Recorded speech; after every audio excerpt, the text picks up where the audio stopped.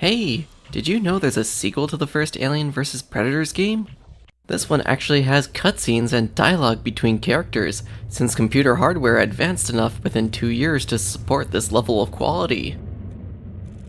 Unlike the classic Alien vs Predator, this one may be a bit trickier to run on modern hardware, since there's no current retail version on any of the digital distribution sites. I didn't have any troubles running this on Windows 10, maybe it just depends on where you download the game from. I only had one graphical glitch happen while I wasn't recording, and alt-tabbing out of the game and back into it fixed the problem. I read that a few people did have trouble running the game, so the solution is out there if you need it. The only thing I did was edit a text file to have the game run in 1080p. Anyways, the Marine starts us off with a cutscene of our group landing on the planet's surface.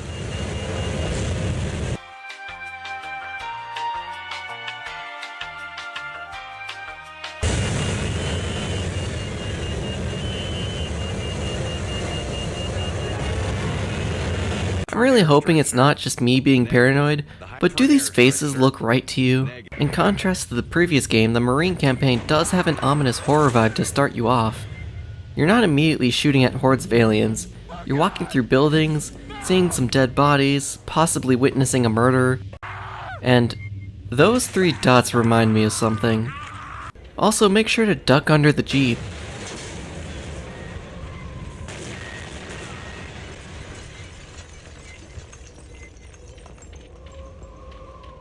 I'm not 100% sure on this, but I think there might be a predator around.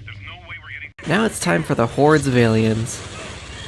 I get that the Marine campaign was trying to be more than the previous game, but it's nothing more than shooting aliens after predator, after aliens, and oh, we're in jail now, and we're shooting fellow humans.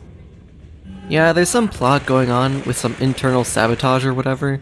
It wasn't really that amazing. All you need to know is that this place is performing some unnatural experiments on humans and aliens, and I'm gonna have to walk through that, aren't I?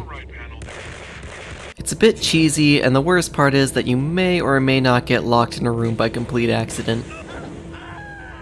I know I said this game is running without trouble, but there are some doors that I think should have opened and didn't. I ended up using the no-clip cheat to get through some glitch parts. Overall though, the level design is several times better than the other game, in my opinion, since you can find your way forward a lot easier. It comes at the cost of the levels being a lot more linear, but I'll take that over constantly retracing my steps while hordes of aliens whittle me down to nothing. Something I wish this game did without is the hacking and the welding torch. You're introduced to the mechanic very quickly, and it's not exciting at all. Just point and click, and there's no difference in visuals between hacking the air or that thing you're supposed to interact with. Just don't hack your friends. The welding torch is worse. You see, you're told to use the welding torch in a room where there's nothing to use the torch on. The first time I got to this point, I was stuck because I couldn't find the thing to interact with. Turns out you're supposed to unweld something in the previous room. Thanks, tutorial. I like the torch best when you were underwater and it was kinda suspenseful. It's all good though. The campaign has a sniper rifle, so that makes up for anything bad. I mean, some people say the super-powered mech suit is their favorite part, but sniper rifles are much cooler in my book. We escape the planet and we're left with a view of the ship leaving orbit. Don't worry, all the campaigns have this lame ending. On to the Predator campaign, because it's the second one on the list. In this game, you're a younger Predator, so you're not given all the weapons that the Predator in the first game had. Instead, you pick them up as you progress through the campaign. Now, you might be thinking that the game is more balanced than the previous one. You'd be wrong. Remember how there were energy pickups in the other game? No more of that. Just bring out the energy collector and fill up on energy. There's no cooldown on it either. Use it, heal up, use it again to refill everything. Now we're 100%. Just like before though, the spear gun is the only weapon with limited ammo. You can also collect the heads of your kills just in case you want to show off your trophies to your friends.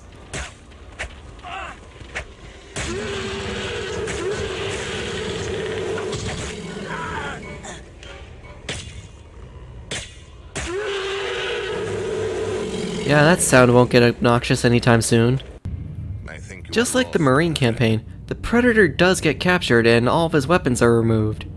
Unfortunately, he gains the same silly hacking device that the Marines does. The game says it sends electrical pulses that break electronics or something, but it does the same thing as the Marines thing. Now we're on a quest to regain and expand our arsenal of weapons. I should also mention that the melee weapons are still basically one-hit kills, just like the other game. The only thing we can't get is our mask until the very end. The final boss is holding it hostage, and we want it back.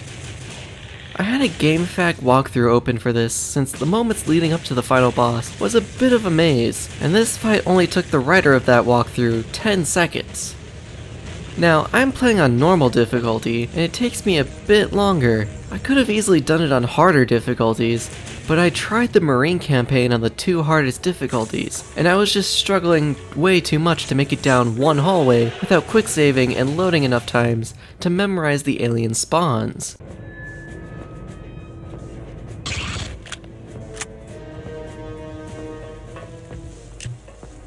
I'm assuming the writer of this walkthrough was either using cheats, a super weapon that I didn't pick up, or an easier difficulty. Whatever. The boss is dead and I have my mask back. Honor restored. Before I talk about the final campaign, I should mention that the beginning of the Predator campaign looks really bad. You're intended to jump on and around these trees just like in the Predator movies, but the trees look way too much like platforms. I mean, this is intentional, but it just looks bad. On to the final campaign. This campaign is actually pretty neat. You start out as a facehugger that just hatched from its egg and walk around trying to find a host. It's a forced stealth portion since you can't fend for yourself, and the game tells you to find someone to hug as if you have a choice in the matter. There's a couple rooms full of potential victims, but because there's always someone else around, you'd kind of die before you can do whatever. Instead, there's this one guy who's alone at the very end of the level, go figure, and there's a cutscene that plays where once you hug his face, the door closes and he's all alone. Next, you literally eat your way out of the victim's chest and start the next level. The chest burster is also a forced stealth section, but he can't wall crawl like the facehugger, and the attack does nothing at all to humans. You're told to find small animals to eat and grow into a full-grown drone this time. Again, just like the last level, it's a little misleading. There aren't actually any small animals to eat in the middle of the level. In fact, you're actually just supposed to make it to the end of the level where you're given a cutscene with distressed cat noises.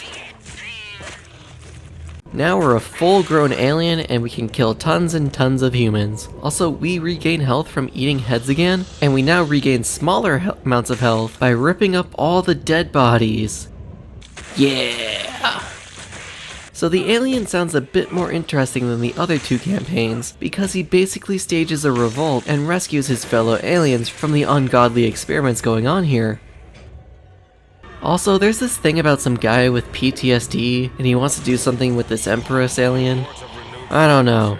I ate his head, and the ending cutscene was him surrounded by aliens, waiting for a chest burster to, well, chest burst. I might have gotten a bit ahead of myself with the whole story bit, but there are fights with predators in this campaign too. They're absolutely awful and poorly balanced. That's the best way I can describe them. I imagine the harder difficulties are somehow worse, but I'm doing nothing but slapping these guys until they fall over dead. On the other hand, if they hit me once, I'm dead. That's it. One shot, one kill, even from full health. That's fair. Thank goodness for quick saves. At least you can still enjoy the motion sickness from all the wall crawling you'll be doing. So, I did enjoy all 3 campaigns that this game had to offer, and I highly recommend trying it out since it's technically abandonware. Now, my download did come with the Primal Hunt expansions, which has a whole new set of campaigns to play, but they are, more or less, the same kind of gameplay.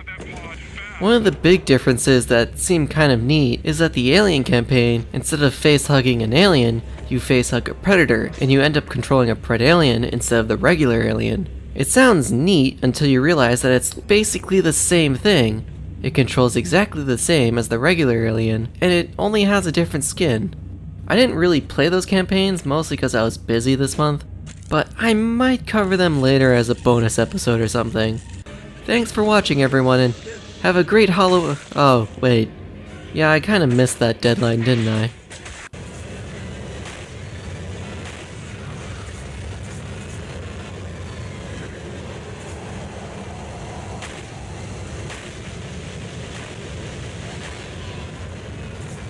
Oh, by the way, the campaigns actually collide at some point. Yeah, this is basically it. There's a few other characters and cutscenes, but who cares?